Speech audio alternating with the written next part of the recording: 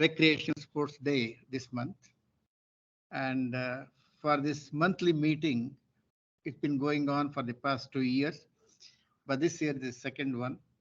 And while welcoming you all, in the absence of Professor S.K. Satish, I request Professor J. Srinivasan. J. Srinivasan, you all know, he is the founder of the Divecha Center Climate Change, and and also he is visionary. He wants science to go to the public level at the periphery, and a science of with certain values, and man with words and action. And he did his IIT Chennai, then went to New York. He did the MS, then Stanford, then worked in the there with various atmospheric situation, and also many of the IPCC report. He was the editor, and now with the after serving over a decade here at the head, now he is the distinguished professor and guiding everyone in the scientific aspect. As a man, he follows what he preaches. I always quote this one. I think all the experts in the world, they say you have to, right now we are producing about 4 tons of carbon footprint everyone. America produces 6.4 ton per person. And they recommend us to reduce the carbon footprint to 2 tons. But he saves 5 tons. How? Because he don't have the vehicle. So you can save 2 tons for that one. And he walks for 2 kilometers from Malleshwaram and here, and sometimes he uses the bicycle inside here. That saves about another 2 tons. And the total vegetarian limited food and all this thing, that saves about another 0.9%. Oh, the 5 ton of carbon footprint, he's been saving it. But anyway, it's a great honor to be working with him. He's a visionary like that, and we are very happy. And his uncle is none other than late Nobel laureate Sir C.V. Raman. We have a great pleasure welcoming you, sir, and giving officially welcome all the people. Thank you very much, sir. So good afternoon. I welcome you all for the second talk of this series. Normally we have talks about various kind of ailments. Today there's something different. It's about health. It's about how aerobic exercise will make you healthy. So I'm looking forward to this talk by Dr. Madhusudan. I request Dr. Parmesh to introduce the speaker.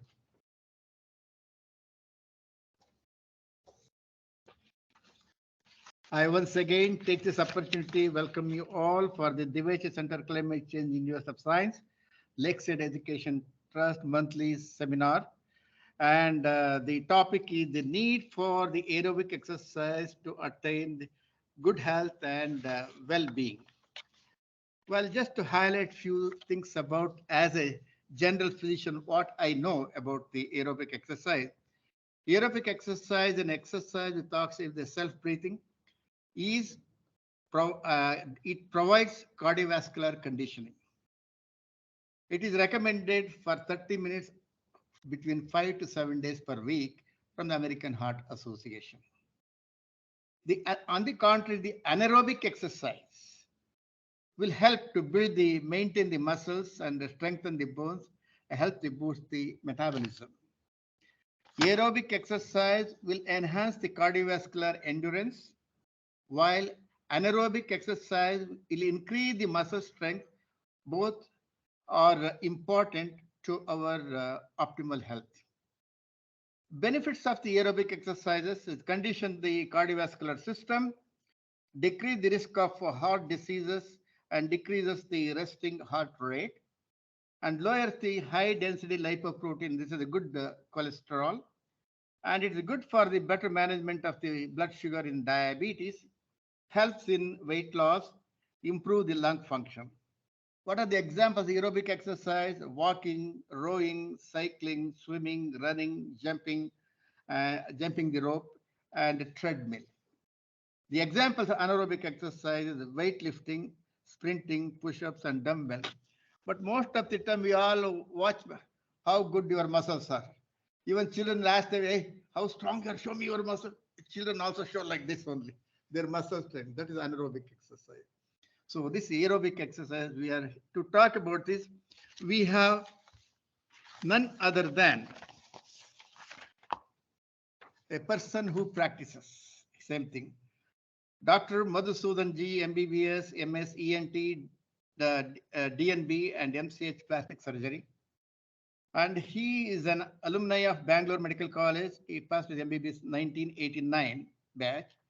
And he has done masters in ENT and as well as a super specialization in plastic surgery MCH, both at the prestigious Institute of Postgraduate Institute, Chandigarh.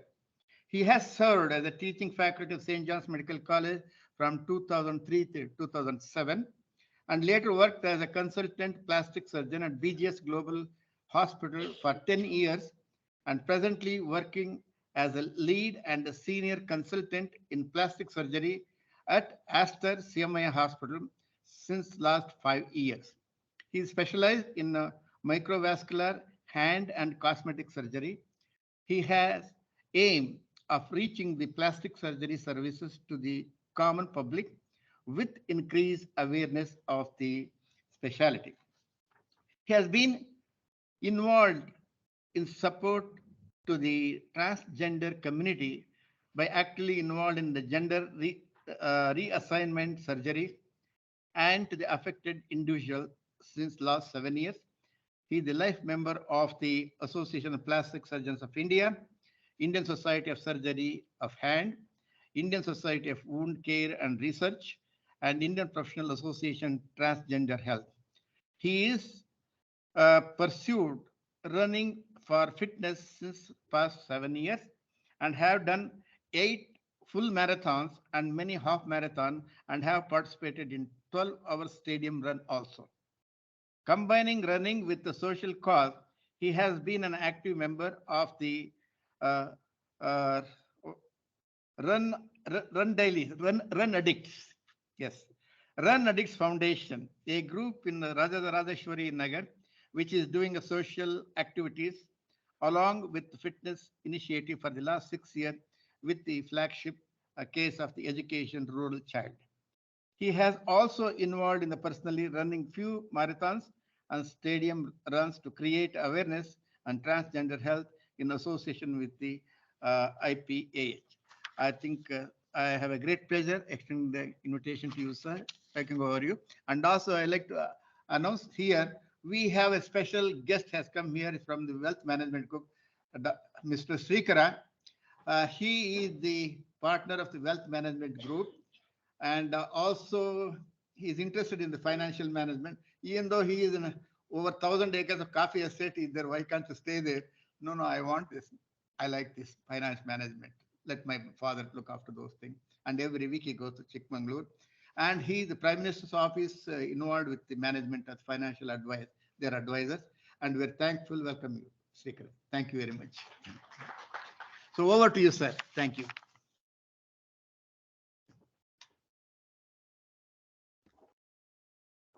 Thank you, sir, for the introduction. I'm really happy that you got a small injury so that you came to our hospital, and I had an opportunity to serve you and got your association, and that's why I'm here. And he just said you come and give a talk about health. So since I'm a runner, I thought I'll just do something about aerobic activity, which is the one which is essential. So today I'm talking to a very learned audience, maybe people who are also in fitness and across age groups. So there is our talk. So just to make me fit to give this talk, I'm a plastic surgeon, so I'm a doctor. So health and fitness, I'm a runner since 6 years. So I think that that's enough. So what is well-being? We all want to be well always. We don't want illness. If you want to be well means we should have positive aspect in life all the time. We don't want diseases, and our body and mind should be in good shape. So it's a holistic health which is important when you want to say we are well-being.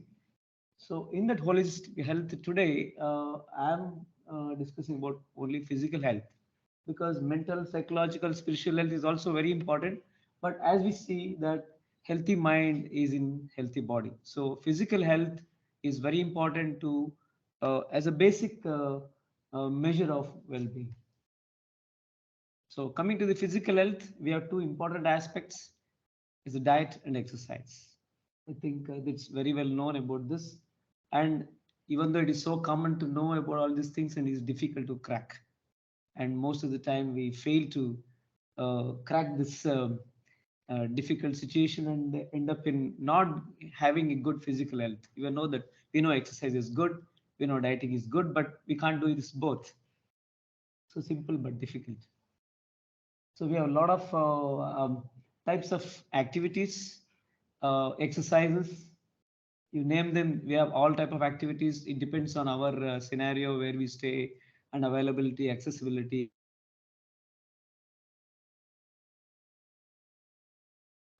As a part of exercise, it can be just walking, it can be your own gardening, or it can be a serious triathlon, or maybe hiking, as we can see our guest is interested in going to Himalayas. So mountaineering, to whatever type of activity, it's definitely a part type of exercise. So there's other type of exercises. Getting into little smaller detail, we have isotonic exercises, or you can say isotonic muscle contraction, or isometric exercises. So you could have read somewhere isometric exercises are advised. Nobody has seen isotonic exercises advised. So to put a little thing into this, exercises can be concentric or eccentric isotonic exercises. Means the muscle length is increased or decreased during this activity. This type of exercise are there in both strengthening as well as the other aerobic exercise. But the intricacy in this is the muscle is stretched and the muscle gets strengthened in these cases. So it's a different way of the muscle strengthening, whether the muscle fibers are getting more powerful, or muscle fibers are getting more elastic, or they're getting more stronger. So concentric contractions are helps in, like in a upward phase, when you lift a weight, it's concentric contraction, and if you go down also, you'll be stretching that muscle. This is the eccentric contraction. So even in running, in maybe in swimming, whatever other activity, you have a combination of concentric as well as eccentric contraction. But if you keep the weight for a long time, it becomes isometric exercises. So all these exercises are good, and this to know that how the muscles are strengthened. Why this I'm putting this slide is that the muscles in our body is one of the workhorses, which are very important factors in our physical health. When it comes to our body, we have a visceral part of our body, and we have a somatic part of our body. In the somatic part, we have the muscles, ligaments, bone, fat. Visceral, we have all the organs, including brain, heart, and liver, all other essential organs. But when it comes to the activity, the muscle becomes a primary, like a burning fuel. Means it's a burning oven where the energy is produced, energy is utilized, and our what are the substrates are burned. So more and more we have a very good working muscle in our body, our health can be restored better. When it comes to the muscle fat ratio in the body, so we have more muscle, not that we should have a huge amount of muscle, but the proportionately a better muscle mass is very important, especially in an elder age group, more than 40 years. Losing of muscle mass is one of the very important indicator of ill health. So having a better muscle mass after the age of 40 years, very important to keep oneself fit. So this type of exercises make a key role in that too way. So we have this important three type of exercises. One is aerobic exercises, as I think sir has already told, or a cardio exercises, or you can say it's not a cardio, but aerobic has cardio as well as fat burning. Uh, and we have anaerobic exercises or strength training exercises, and we have flexibility or balancing exercises. All the three are important in getting our health. But today we are more into the aerobic exercises, but I'll touch upon a little bit on anaerobic exercise also. So type of exercises. uh, even a brisk walking, gardening, or can be the simple aerobic exercises. It can be why aerobics is important is that it is one of the easiest way to get into fitness. Everybody cannot go to gym and start lifting weights. Everybody cannot go and start doing this strenuous high intensity interval training. Every so aerobic exercises is the one even for a beginner, even for the people who are never had done any fitness activity. If they want to get into fitness, aerobic exercise are the best way to get into, and these are the more sustainable way to maintain your health. So any of these exercises you can get into, and in your free time, as sir said, around 30 to 40 minutes a day, about 3 to 5 days a week. So it's the one thing which is going to be helpful, and it will definitely increase your health. Anaerobic exercises are sprints. It's maybe most of us would have done sprinting in the early or childhood and all schoolings, maybe in your college life. Maybe after that, very few people get into athletics because this is one of the field which needs a lot of determination, a lot of sacrifices, and people, unless you are into that, most of them won't go. Weightlifting is a part of gym. People go and do the gymming, and plyometrics is part of that high intensity trainings, isometric exercises. These are the things which are done with anaerobic exercise. We'll come into that later. Yoga and gymnastics comes as the strength, like stretching, flexibility of our joints. Even though that doesn't give you enough muscle mass or doesn't burn most of the energy, but they are very important in keeping our joints intact, and they increase the range of motion of all the joints, so that and the fluid in the joint space are well maintained.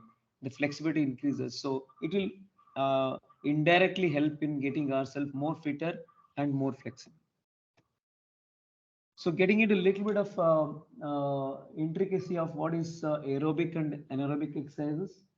Aerobic exercises are the one can you see that the one which uses glucose. Glucose is the main substrate or the main fuel for our body, which is the one it gives energy, and importantly, it is oxygen.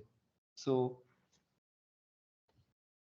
it's the presence of oxygen when we do exercise, in presence of plenty of oxygen, or when we provide enough oxygen for the muscle fibers to burn the glucose and produce enough ATP, or the energy boxes which are utilized in activity, then the activity what is called aerobic exercises. So in compared to that, anaerobic exercise is the one where we are not given enough time for the muscle to burn oxygen, burn glucose in the presence of oxygen. So it goes into fermentation, or it goes to lactic acid cycle, what we call. It goes into the phase of anaerobic respiration or anaerobic metabolism, where the glucose is not completely burned. You can say that if you put a fuel in a fire, in a firewood, into a fire, and it completely burns into ash, and nothing else is burnt, is needed to burn in that, everything is burnt, means only you'll get ash. So there it's completely burnt and all the energy is utilized. Or if it's half burnt, and the fire stick will become a small what do you call, uh, uh, half burnt, you can say. So but still the energy is still, it is not completely burnt. So in that case, the glucose is half burnt, it becomes lactic acid, lactate. So the energy produced when we do, you can see in that anaerobic respiration, the glucose is partly utilized, and it becomes alcohol, it gives lactate, and it gives only 2 ATPs. But the same one molecule of glucose, if it is burnt in the presence of oxygen, it gives 36 ATPs. So the efficiency of metabolism is good when we do working with oxygen, presence of oxygen. So when you do anaerobic exercises, there will be increase of lactate in the blood, increase in lactate in the muscle. The muscle, usually the lactate goes back to the liver to get converted into glucose and comes back to circulation. Though when there is a lactate increase in the blood, we cause fatigue ability. So when you walk suddenly, we do sterness exercise, we'll get fatigue, we'll get cramps, and we'll get fatigue, and we cannot do further exercises. That's because of increased lactic acid levels in our blood. So that stops our exercise. But if we keep on doing aerobic exercises where lactic acid formation is not at all formed, the glucose is completely burnt.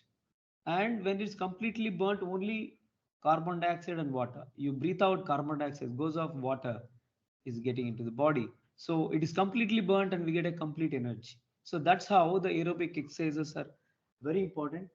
And you know about this, I think if those who know about citric acid cycle, this is a Krebs cycle, what's called, where the acetyl-CoA is a part of glucose that enters into the system, and finally we get the NADs converted to NADH. This reaction, exothermic reaction, produces the phosphorylation of adenosine diphosphate into triphosphate. That's how we get the energy pockets of ATP. So this is very important metabolism which occurs in the mitochondria of every cell, and most importantly in the muscle. So when there is a aerobic activity, and when the muscle is trained in aerobic exercises, more and more glucose is getting into this cycle, and it gives the mitochondria of the muscle gets increase in size, increase in number. The activity of mitochondria increases. They become more efficient, and they give a lot of energy. So the muscle works with more power. But if it goes to a lactate cycle, this is what I said, it get only very less amount of energy, and we end up in getting a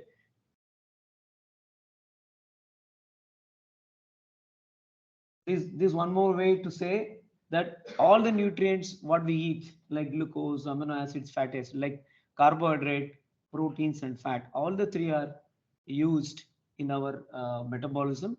But if there is a aerobic metabolism, means we train our body in aerobic metabolism, aerobic exercises, we can use fat as a fuel. Instead of glucose as a fuel, we can use fat as a fuel. So body is trained in such a way in aerobic exercises, the body doesn't want the carbohydrates to be utilized, it starts using the fat. So when you start, like you think of getting up in the morning and start running in the morning first, within minutes the muscle cannot get oxygen into the muscle. So it starts using glucose. What is there? There is a glycogen in the muscle. It starts dividing glycogen and making it glucose, and it just utilizes the glucose in anaerobic metabolism, and it converts into lactate. Within 3 minutes, you'll get tired. Lactate builds up, and you cannot do much activity. If you same way, if you do a nicely warm up about 5-10 minutes and do a gradual aerobic activity, which I'm going to tell you, that when there is aerobic activity, after some time, when there is we start breathing well, the oxygen gets into the body, and more oxygen gets into the muscle, and the muscle start utilizing the glucose in aerobic metabolism, and then both carbohydrates as well as fat, the fat which is going to get divided into fatty acids, are getting into the Krebs cycle as acetyl-CoA and get utilized. So the best way to reduce fat in our body, to reduce weight loss, is by aerobic exercise. So that makes the fat as an alternative fuel for our exercise. So that's how it's going to help. So if you see the range, this side is the aerobic exercises, that's anaerobic exercises. If you just keep doing only anaerobic exercises, you're only utilizing glucose. It's just like a hard cash in your pocket. Fatty acids like your credit card or a debit card, which is there in your bank. If you have more and more cash in your hand, you keep on using the cash. Your bank money is not used. Means if our bank money is fat, which is not used, we are just taking the you are eating glucose, spending glucose. So use glucose and spend glucose. So our fat stores will not be utilized. So if you start going into the aerobic exercises, means don't keep cash in your wallet, only use debit cards or UPI, like that. So more and more money goes out of you from your bank. So like that, when you start using the aerobic exercises, more and more fat is used as a fuel, less glucose is used as a fuel. So this you can always make out that how aerobic exercises can make you lose weight, lose fat. So what does aerobic exercises can help in our body? What are the target tissues? So when this, before telling you aerobic exercises are very moderate activity exercises. They are done like a slow jogging, running, swimming, cycling, where you are not increasing the heart rate, or you are breathing well enough so that exercises are done in a more aerobic environment. When we do this kind of exercises, it will help in the the whatever the joints where there is a motion. IV, that is intervertebral discs of spines, cartilage of all the joints, bones, tendons, and ligaments are get nice nutrition, they get stretchability, and they become much better. The blood circulation to the tissues are improves, and the muscle blood supply increases, the vascularity of the muscle increases, the mitochondria of the muscle increases, and there will be a good amount of endothelial formation in the blood vessels, so that the hardening of the blood vessels will come down. So atherosclerosis comes down, and the chance of hardening of arteries leading to diseases, increased blood pressure, all come down. The arteries will stay pliable, and the blood pressure comes down. So indirect effects of this will be the positive factors on cardiovascular system. And there will be hormone. There is a paracrine effect of the muscle stimulation. It causes hormone release, which are endorphins to the brain and gives you feeling of good. People say that if I do half an hour exercise, I'll feel very good. So whole day will become positive because it gives like you're taking a drug. That's why it is an addiction. Exercise becomes an addiction because it gives an additional endorphins, which is the feeling good hormones which secretes in the brain, makes you happy. So that also a positive effect, and it improves immune system. So chances of disease, you will be fighting good against the diseases. Um, and definitely this fat burning, weight loss, and it increases the metabolic rate. So you will be a more healthy individual. So that's what it says. Improves aerobic capacity is that how much oxygen the body can be utilized. Like we have oxygen, but how to use oxygen effectively, the body doesn't know. When you start using this aerobic activity, the body will use oxygen effectively and utilize it to make sure that the body functions better with aerobic environment. So we know about now how to know you're doing aerobic activity, whether you're doing exercise aerobic or not aerobic. So any activity you do, if you have to do only 60 to 80% of your efforts, you should not put 100% effort in that activity. That becomes aerobic activity, because you should be breathing well, and your heart rate should not be more. When there is a more heart rate, when the heart pumps in more number of times per minute, the amount of time needed for the heart to relax is less, because it will be pumping very frequently. When it doesn't relax enough, the amount of blood coming into the heart, that is venous return, is always less. The heart is contracting and pushing only very less amount of blood, so cardiac output is always less. So when you work with a low heart rate, so you are allowing the heart to expand, you are allowing the heart to fill the balloon will get filled with the venous blood.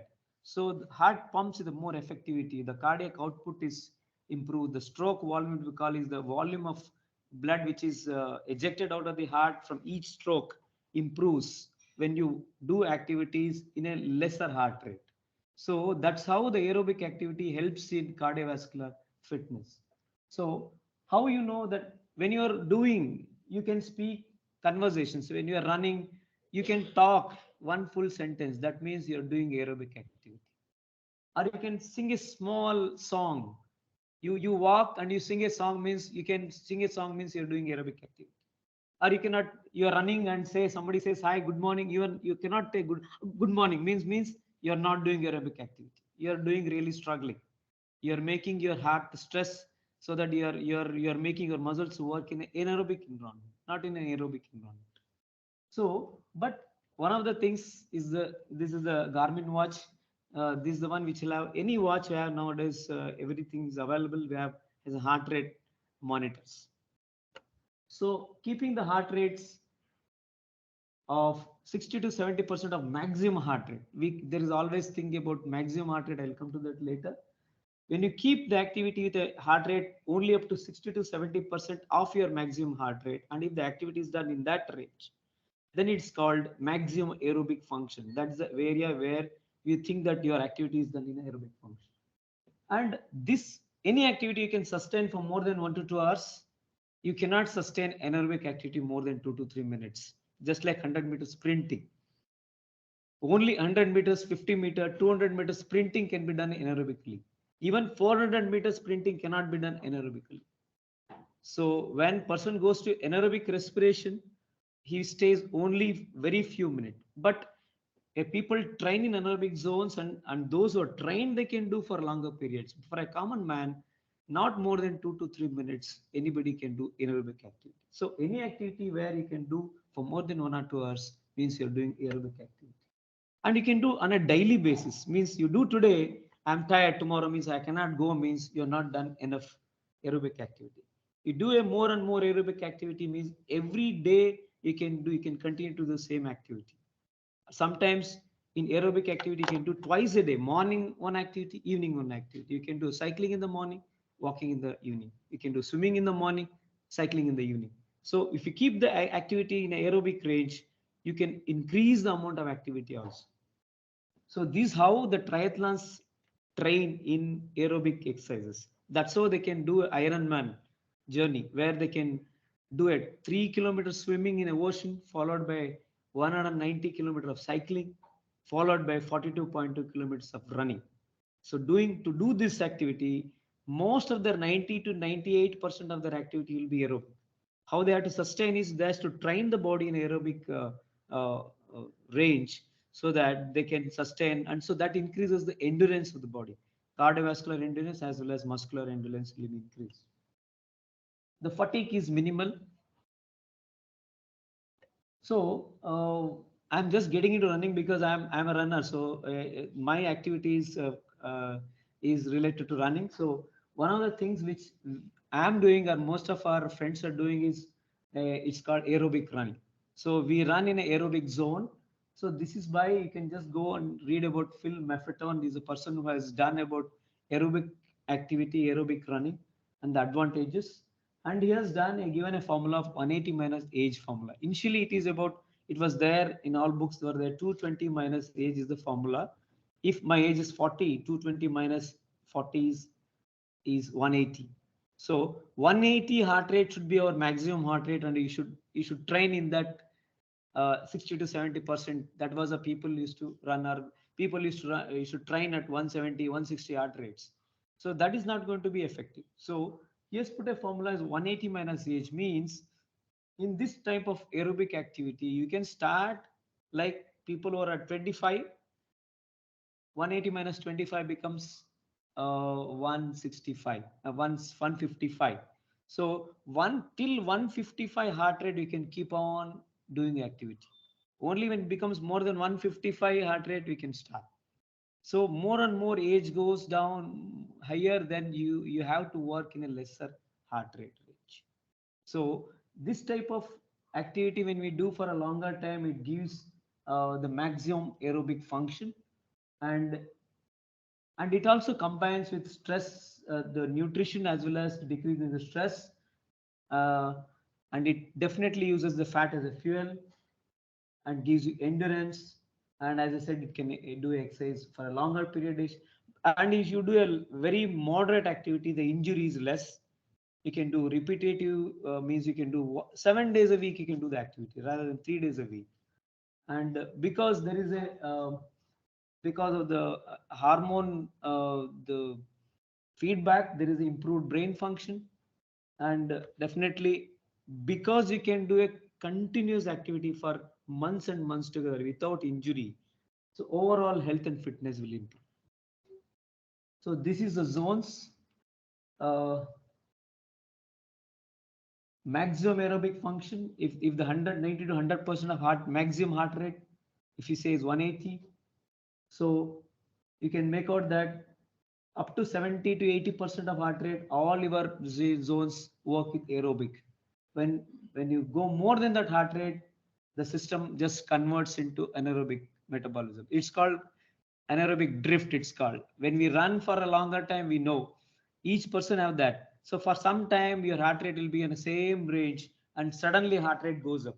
Means the body is not enough aerobic function, so it gets into anaerobic activity, and suddenly, and you may sustain only for about 15 to 20 minutes after that. So you'll get fatigue. So we should know how to train our muscles. Whatever the activity you do, you should be in this aerobic range. That gives you maximum benefit. So breathing is a very important part of exercise. So aerobic exercises always include breathing. 1:1 breathing in running, 1:1, 2:2 breathing, like that. The breathing in, breathing out is very important because it it increases the oxygen intake to the muscles. So as I said, more and more ATP is released, more increased venous return to the heart, so higher stroke volume. Maximize oxygenation of blood in lungs because you are breathing nicely, breathing out. So what is called dead space, we are called anatomical dead space, where the lung is there, but we are not expanding the lung parenchyma so that the air is not getting into the alveoli enough.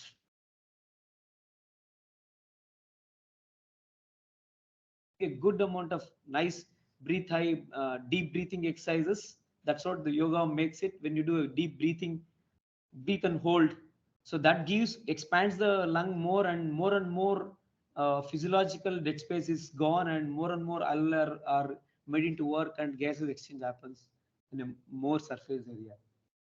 So it reduces the physiological dead space. And there is one thing called VO2 maximum. This is the maximum utilization of oxygen in the body. That VO2 max is very good in people who do endurance workouts. So more and more the VO2 maximum means your body is more fit or more endure for the exercise. So coming back to a few things about what commonly people think, I am obese, whether I can exercise. Because one of the reasons people getting into exercise is obesity. I want to cut down my weight. That is the one reason we start exercise. It's a difficult combination to start with, but determination is very important because a lot of you cannot just, if I'm 80 to 90 kgs, I start going for a run. People, I will be so conscious that people are seeing that I'm so heavy and trying to run, and you go one day and second day you stop. You want to go when nobody's there. You will try to do indoors. Like you should not think anybody else. You should have determination. If you start determining, I need to exercise. That's a very important in this, and believe in the process. It doesn't happen overnight. Obesity is a very difficult disease to treat. So by exercise and diet and a continuous persistent effort is required. You believe in the process, keep putting the efforts day in and day out, you'll get the result. Sleep and recovery is very important because whatever you do, exercise and diet, if you don't sleep, you will not lose fat. That's a very important thing which we know, because we have to sleep at least 6 hours a day. If you don't sleep, you cannot become slim. This is, people may not think about it, but you can see best athletes, they sleep at least 6 to 8 hours a day. And if your sleep pattern is, you are working in a NGO company, or you're working in a multinational company, working in the night and sleeping in the day, it's very difficult to reduce your fat, because the biological rhythm in your body is such that 11 p.m. to 3 a.m. sleep is very important. So if you are thinking about obesity management and you want exercise to do that, sleep is very important factor. And recovery, because obese people may not recover enough to go to the next day running. So they should give gaps and persistently start doing it. And these aerobic exercises are the best. They cannot just go and start gymming. It's very difficult. Aerobic exercise is the best way to start. Diabetes, and for this also exercise is the best medicine. But here also persistence and discipline is important. because a little bit of here and there, either go for hypoglycemia, they develop some of the complication. People go on running diabetic foot, they don't have sensation on the sole, they develop diabetic foot ulcers. So they should be very careful about this. They should have a very good doctor's support when you do this kind of exercises. Good dietetic regime. Weight reduction is a part and parcel of diabetic management. And fasting. If you want to do a fasting, so you should know what fits you because of hypoglycemic effect. Age and exercise. Anybody can tell any recognize anyone in this? I think one at least you can know. Ah, so you know Milind Suman, but I'm not putting Milind Suman in the picture. The person who is in with him, Milind Suman, is our own Bangalorean. He works in DRDO. He's called Siddesh Hanmantappa. Okay, he runs 25 kilometers every day, and every weekend he runs 42 kilometers. His every week, every month mileage is 1,000 kilometers. And last year, 2 years, he did around 11,000 plus kilometers every year, 2 consecutive years. So he's just 64 years old. So that's why age comes into picture. See, just 64 years old, every day he runs 25 kilometers. You think age is the thing which makes you not to run, not to do activity? He is a misnomer. He says he gets up at 2:30, 3 o'clock, he runs between 4 to 6:30, 7 o'clock, he back to work, 8 o'clock, he goes to work. He sleeps at 7 o'clock in the night, 8 o'clock in the night, but gets up at 2 o'clock, 3 o'clock. He has his own schedule, but I'm giving an example. And there's one Kerala athlete. He's also 63 years. He runs 10 miles in 1 hour, 16 kilometers in 1 hour. So that's a huge, he always comes on a podium finish in all 60 plus year age group. And he's one of the coaches. He's Ashok Nath. He's also 60 years. That's he has posted in the Facebook page about a week back. The symmetry at 60 years put. So you can see how he has kept his the lean muscle mass. He's specifically onto the fitness. So this all shows that age is not the reason we should not run. We should not do activity. Exercise and age are not related. You can start exercise at any point of age. And because other thing is that our knee is going to a task and knee will go bad, it will go for knee surgery, everything is wrong. Nothing happens to the knee. So we should think of doing it, not thinking too much negative of it. And heart disease and exercise, this is a very important part of exercise. And because heart is a very, you know about people dying who are very athletes. Recently our own Dr. Puneet Rajkumar has passed away because of heart attack. He was such a fitness freak. He was a regular cyclist. He was a regular gym person. He was an ambassador for TCS 10K run. He used to run 10Ks, but he died. So heart is never immune for exercise. You should be very careful. And why? Because there is lot of genetic predisposition for heart diseases, and unless you are evaluated well in hand, and we don't have a spare time to prevent death in heart related ailments, so we should be very careful. That's why we shouldn't go for repeated evaluation if there is a serious family history. Before getting into exercise regime, we should make sure that our heart is fit. We should not get into exercise immediately. And we should know warning signs. There is a little bit of pain in the chest, or not able to make it, or little some dental pain. That's angina. We should read about how angina is manifested, so that we should take care of warning signs and get treated. So holistic approach is important, making sure that you get rid of hypertension, diabetes, obesity, and your discipline of health, overall health, and automatically the cardiovascular health improves. Why I'm putting this? This is one of the. He's a doctor from Russia. He doesn't practice medicine. His name is Prashant Fadnavis. He was running. He's running since 10 years. About 2 years back, he had a heart attack. He's around 39 years, 38 years. He had a heart attack with triple vessel disease. So he has to go for a bypass surgery. So there are four bypass grafts have been put on him. Soon after that, within 1 month, he he got back to running. What he used is the same aerobic exercise. He started methadone aerobic running with a low heart rate running starting with. And if you can go to his Facebook page, you can make out that how he has done. And he has done a book. How in 1 year, he from a bypass surgery, he went back and ran a half marathon. And this January full marathon in Tata Mumbai marathon, he did his personal best 3 hours 45 minutes of full marathon with a bypass he's having. So there is a book he has published as a personal journey. So though we have examples like that, even after heart attack, even after bypass, you get into the fitness, but it is not easy. Cardiovascular health is very important, and we need to know how to balance it and go for the exercise. And exercise is very important part to keep your cardiovascular health also. Few slides about diet is okay. Okay, sure. Okay. So diet, exercise is without nutrition and diet, there is nothing. So little bit on, I want to put on the diet, exercise and diet, and there is an exercise in the diet also. There is an exercise in the diet.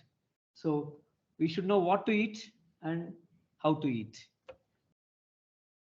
So what to eat, we know about balanced diet. What is a balanced diet? There should be balancing of all the nutrients, macro as well as micronutrients. How much of carbohydrate should be there, how much fiber, how much proteins. This is all we know. But very important is in carbohydrates that try to use complex carbohydrates rather than simple carbohydrates, so that the carbohydrates are not easily available for glucose uptake from the stomach or the intestine. So means you use like oats rather than taking biscuits. You use rice. Easily it's the glucose comes out of the rice easily and gets into the body. If you say you should take oats, it takes long time. If you take ragi, it may take little longer time. So that's why people say chapati you eat, not rice, because rice can easily give glucose into the system quickly than the other parts.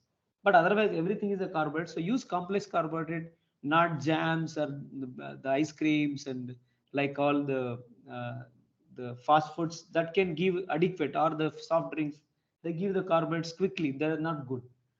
Proteins is important about how much to protein take, and fat proposition is very there is available in the literature is that, but we need to have a balanced diet, and depends on are we vegetarians or non-vegetarian, what type of food we eat and all. We can have our own plan of diet when we do, and we definitely should have micronutrients and minerals and vitamins in our diet. So use of leafy vegetables.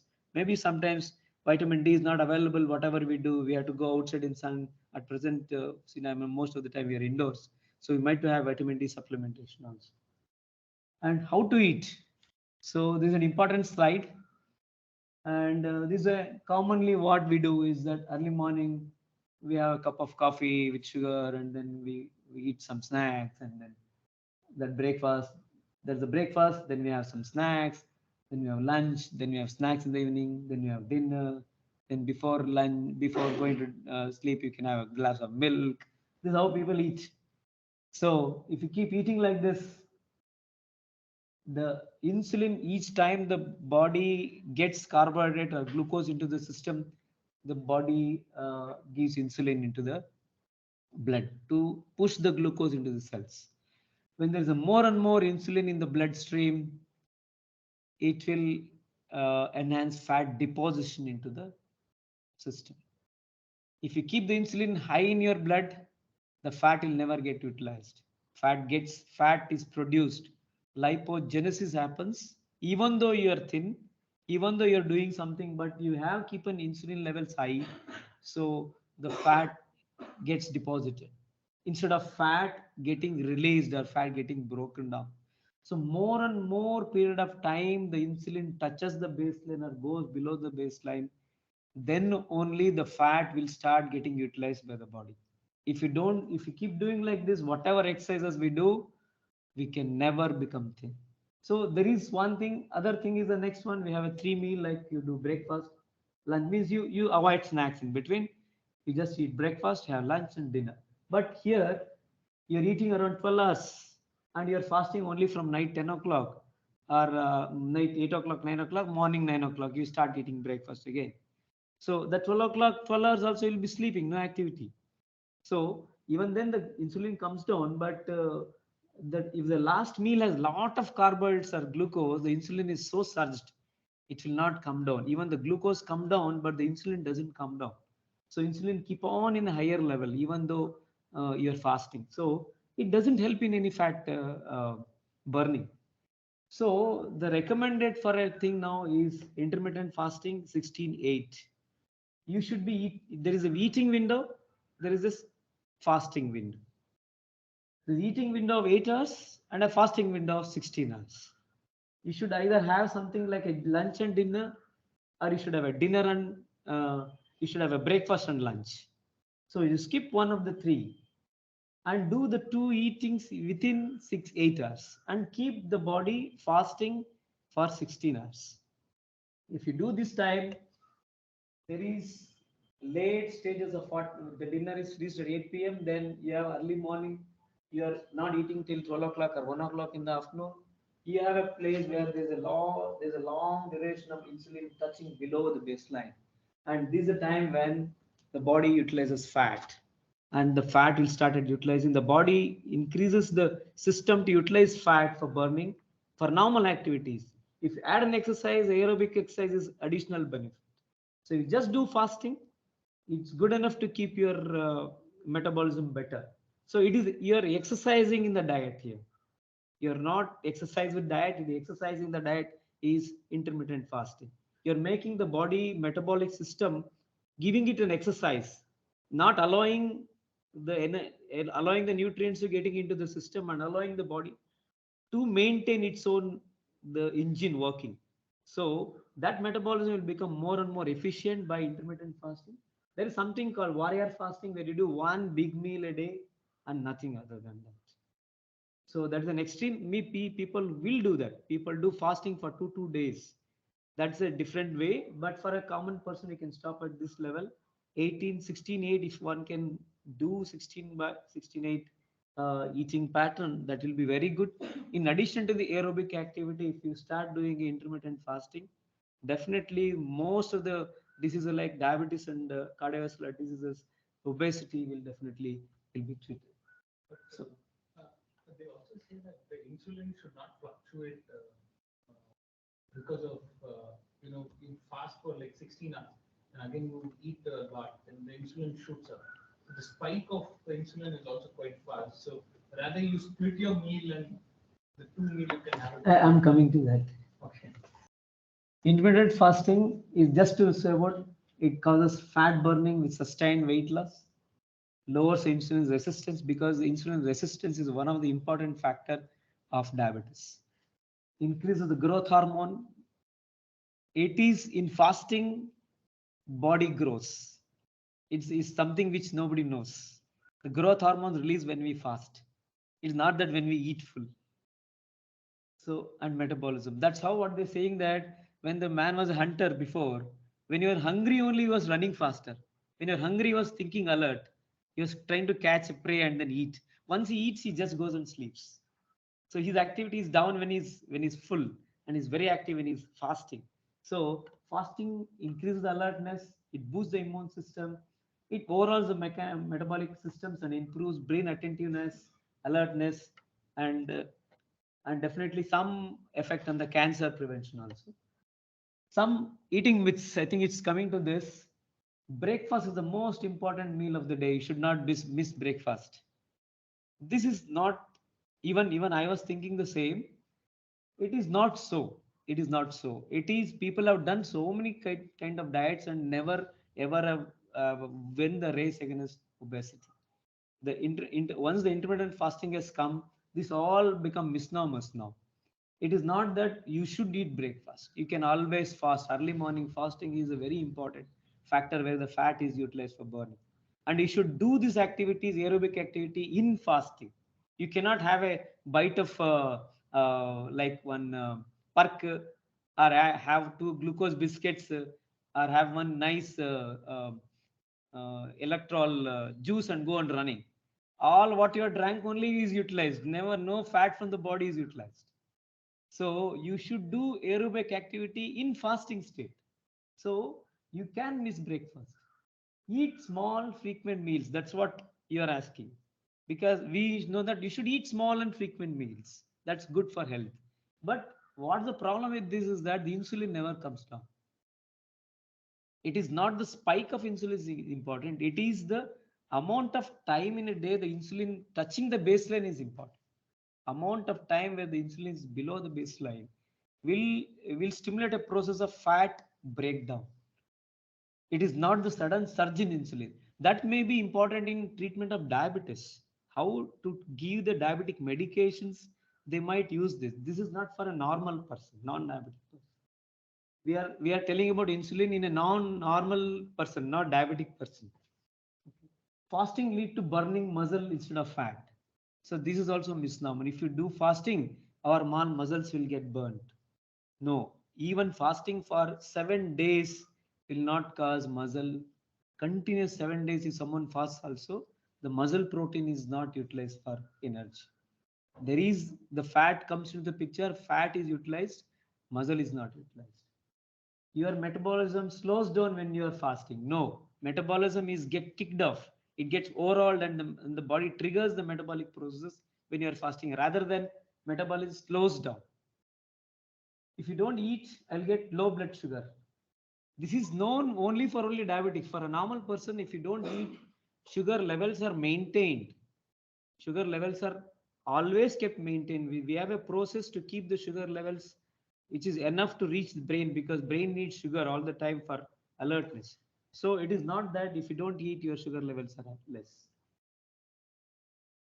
Otherwise also wrong. Too much of keto dieting. People start doing keto dieting. It's good for some time, but you cannot sustain keto dieting for a longer duration of time. You cannot have, like, I'm a vegetarian, I cannot eat eggs at all. So I cannot keep doing anything keto diet. It's very difficult for me. So for a vegetarian, carbohydrate becomes a basic nutrient we have to use. So sometimes too much of keto dieting causes anorexia, lot of blood loss of the fat in the body, and we have stiffness in joints. All those things can happen. High protein intake, taking protein supplements are the very dangerous things.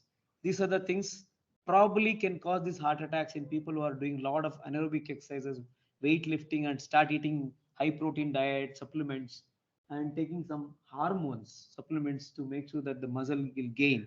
These are the things are very, very dangerous. And better to have plant-based proteins rather than animal-based, but not against animal-based protein, but it should not be over preference of animal-based proteins. There should be additional plant-based proteins also.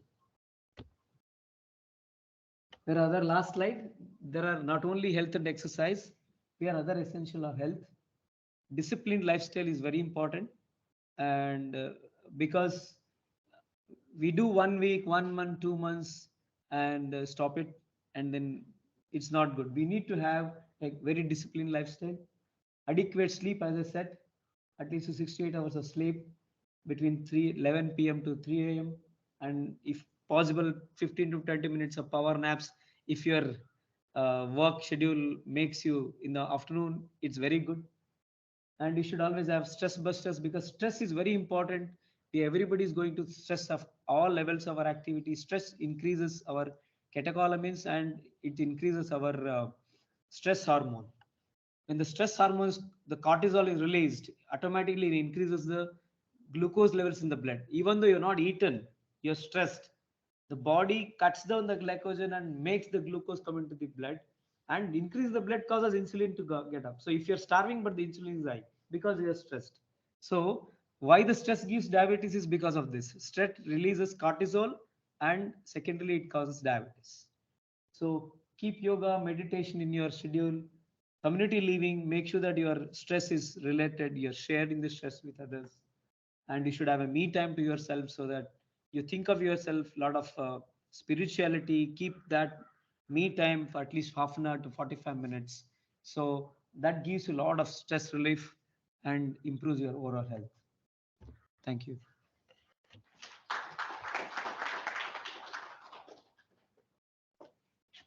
Sorry. No problem.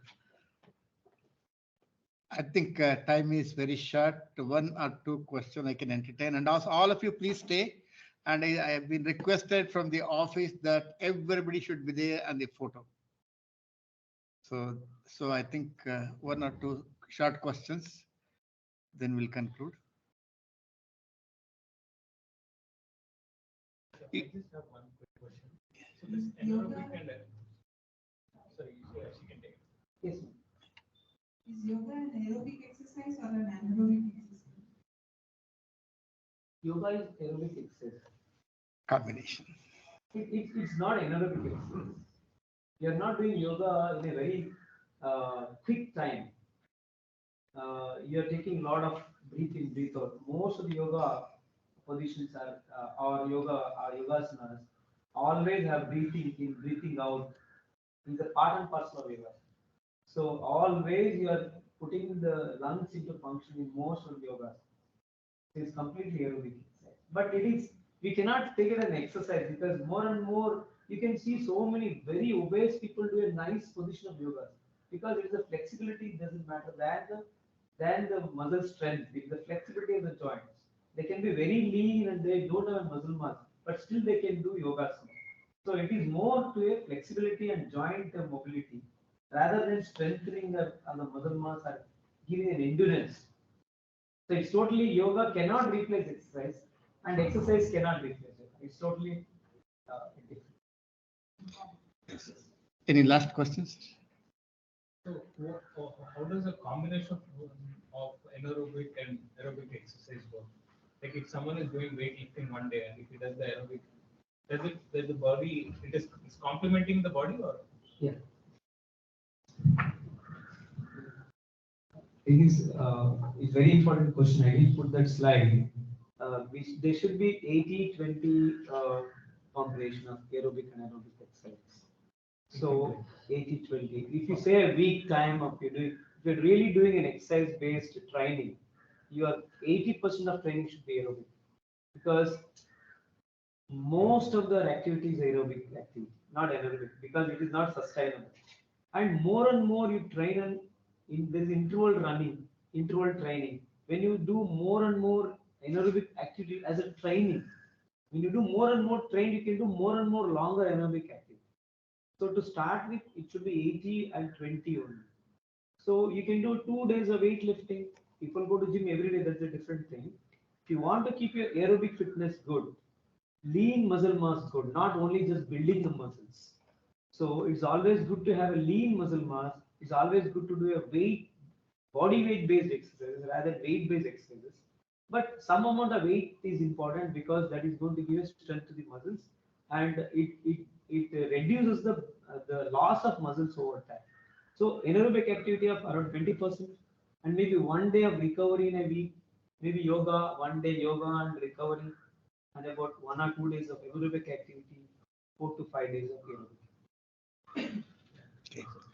Okay, thank you. I think it reminds me, while concluding remark, that in mid 1950s, the dean of the Harvard University, and graduation ceremony, he made a statement. What you all learn today, in next 10 years is going to be wrong. Which part, the first part, second part, we don't know yet. Keep learning. Why I made this statement? I think 1984, the professor had come from California. We arranged a conference here, allergy immunology conference. And he said, for diabetes, sports people, you have to eat, instead of big breakfast, lunch and dinner, you have to have 6 meals, small meals, because insulin level will not be peak, because peaking only pushes the glucose into the cell. That's what is here. That was taking many meals. No, he made a statement, maybe for diabetic, not for the other thing. Some statement is there, it may not be true. So now we are learning new things. Anyway, science is progressing and every year we have to learn what's going on, all things like that. Age-related exercise is a good thing. Thank you very much. Our wonderful talk. On behalf of the DHS Climate Changer, we have a great pleasure giving a small token of appreciation, we request Professor Srinivasan to hand over the small memento, sir.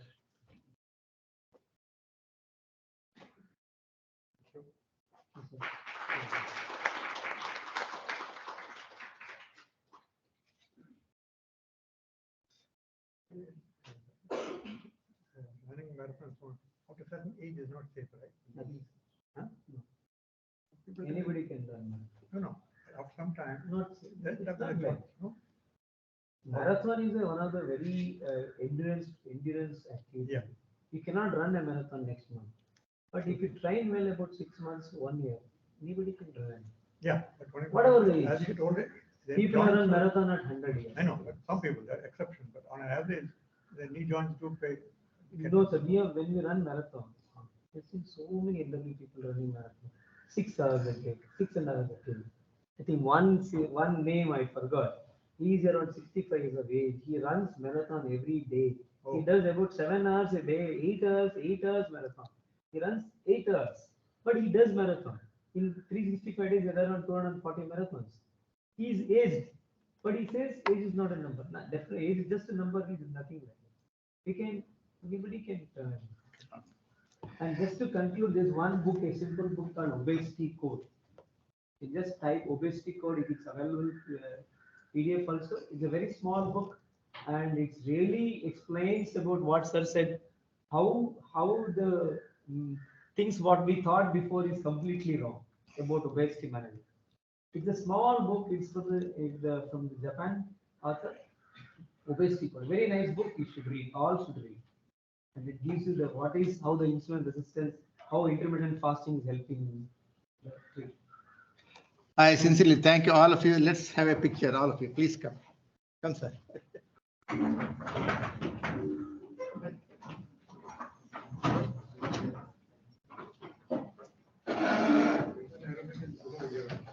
Plastic surgeon. So this is where the problem is.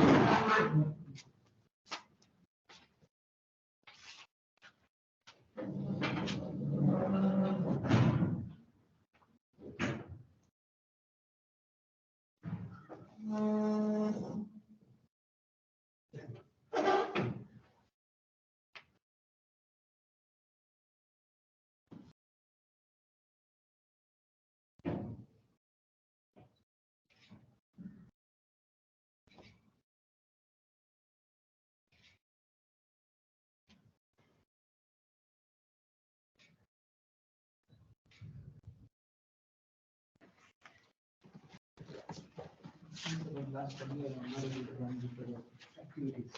We are now put on about 3-4 days a week. Why I'm keeping that is only because of trying to do something. So only that.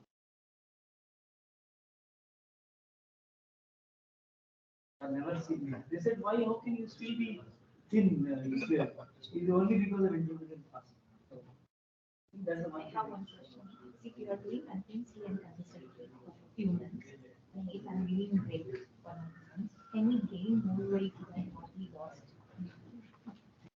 I think that's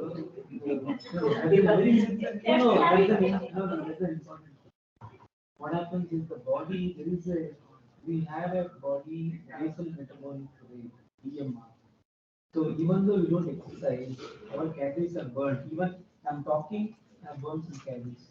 By holding it, we play a video game, we are burning some calories. So every activity we are seeing through eyes, we are burning calories. Even seeing eyes, retina, when it has to see, it uses ATP. So the calories is burned in non-exercise time also. So why I'm telling you that if I exercise half an hour and 23.5 hours we don't exercise, but the calories burned, the effects of exercise happen even non-exercising time also. So, but when you are doing exercise and doing reducing weight, and you're fasting and reducing weight, what happens? Sometimes the body metabolic waste comes. And suddenly when you stop activity, so because of the low basal metabolic rate, so the weight gain. Like a person who is earning around 10,000 started with saving 3,000 rupees every day, every month, and suddenly his salary comes down to 7,000 rupees. But he has to pay a rent of 3,000 every day, every month. Even though his salary is 10,000 or 7,000, 3,000 he has to pay rent. So what he does, he gives 3,000 for rent. He only uses, he was using 7,000 for work. Then he uses only for